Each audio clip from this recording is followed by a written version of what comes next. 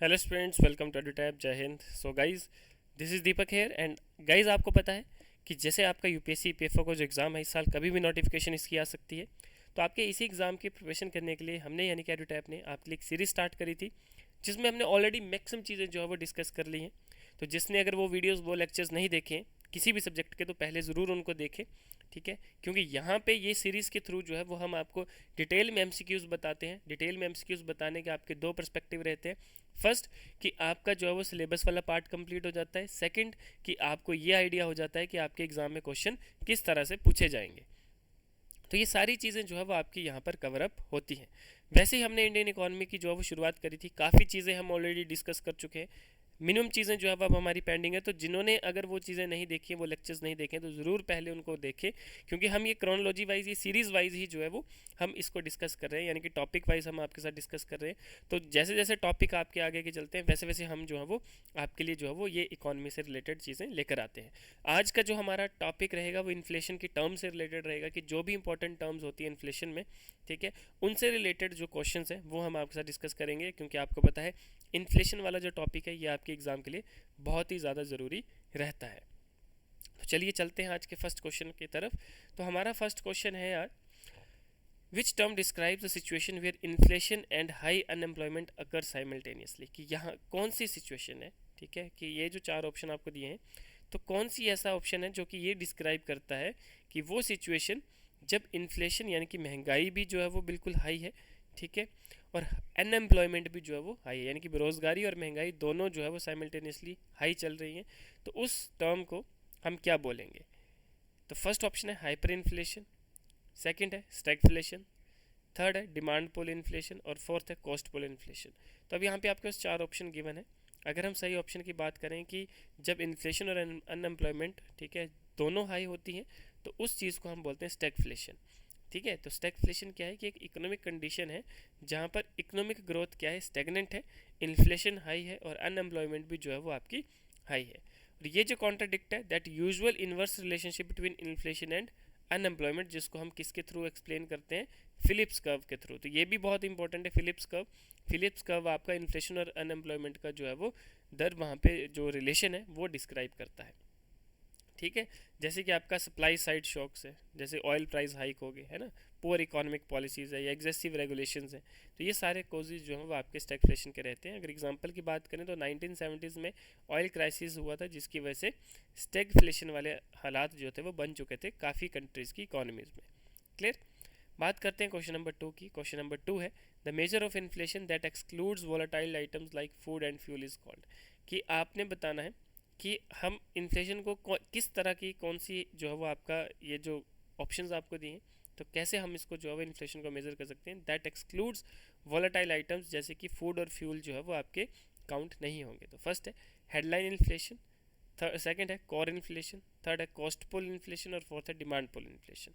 सही ऑप्शन की बात करें तो वो है कोर इन्फ्लेशन। तो कोर इन्फ्लेशन क्या होता है, it removes food and fuel because their prices fluctuate frequently due to seasonal factors and global supply chain issues. ठीक है, क्योंकि फूड और फ्यूल एक ऐसी चीज़ें हैं जिनके जो प्राइसेस हैं वो वेरी करते रहते हैं। हालांकि फूड के तो आप देखोगे हर रोज़, हर हफ्ते जो है वो आपके प्राइसेस चेंज होते हैं, है ना।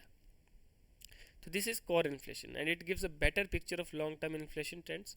ठीक है, तो headline inflation on the other hand includes all items. Headline inflation होता है जिसमें सारी आइटम्स जो है वो इंक्लूडेड होती है। तो ये जो रहेगा that is related to the core inflation.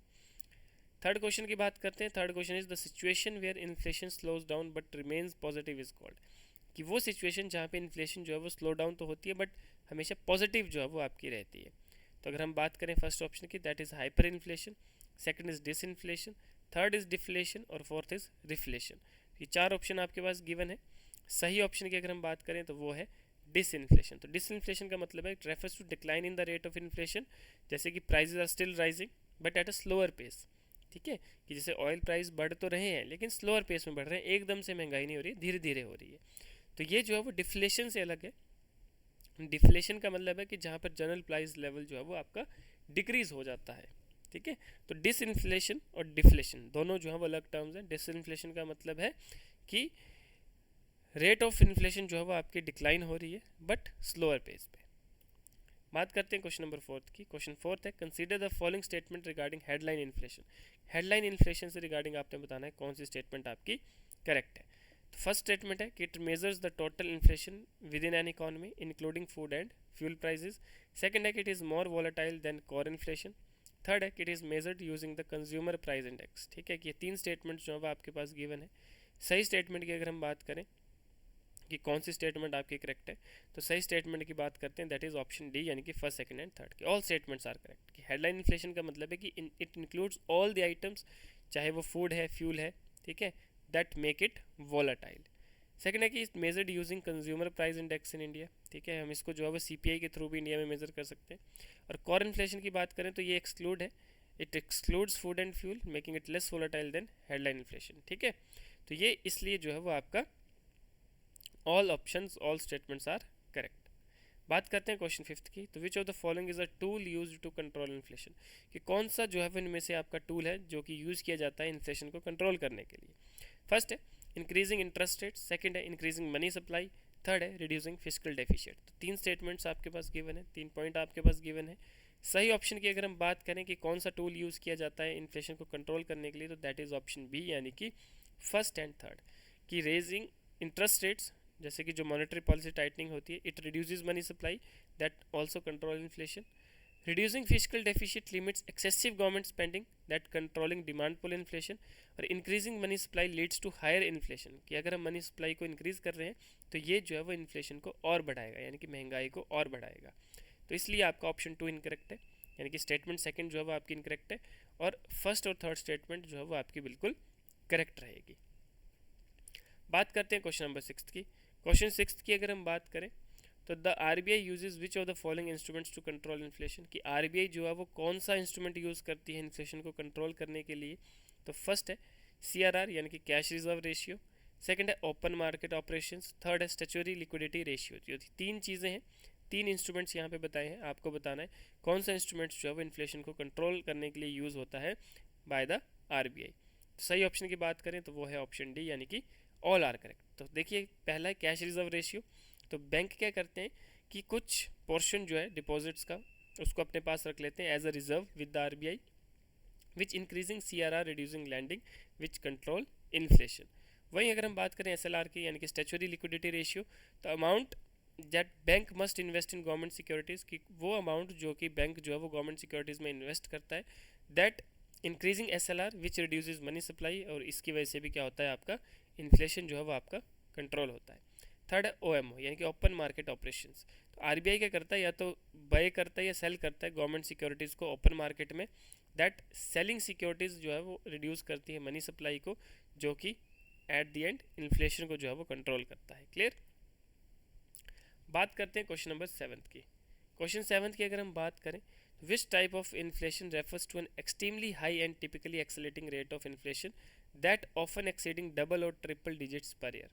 तो यहाँ पर आपको बोला कि कौन से टाइप की इन्फ्लेशन है जिसको रेफर किया जाता है extremely high and typically accelerating rate of inflation that often exceeding double और ट्रिपल डिजिट्स पर ईयर। तो अगर हम ऑप्शन ए की बात करें तो that is bottle neck inflation. Second option की बात करें तो हाइपर इन्फ्लेशन। थर्ड की बात करें तो गैलोपिंग इन्फ्लेशन, और फोर्थ की बात करें तो स्क्यू इन्फ्लेशन। तो सही ऑप्शन की बात करें तो वो है ऑप्शन सी, यानी कि गैलोपिंग इन्फ्लेशन। तो गैलोपिंग इन्फ्लेशन कब होता है, जब इन्फ्लेशन रेट्स जो है वो बहुत ज़्यादा हाई होते हैं, that is it is faster than normal inflation, यानी कि नॉर्मल इन्फ्लेशन से भी जो है वो बहुत ज़्यादा, but slower then hyper inflation. Hyper inflation से जो है वो कम होता है, विच एक्सक्रीड्स 50% पर मंथ, जैसे कि आपका लैटिन अमेरिका में इकोनॉमीज में होता 1980s में, विच फेस्ड गैलोपिंग इन्फ्लेशन। ठीक है,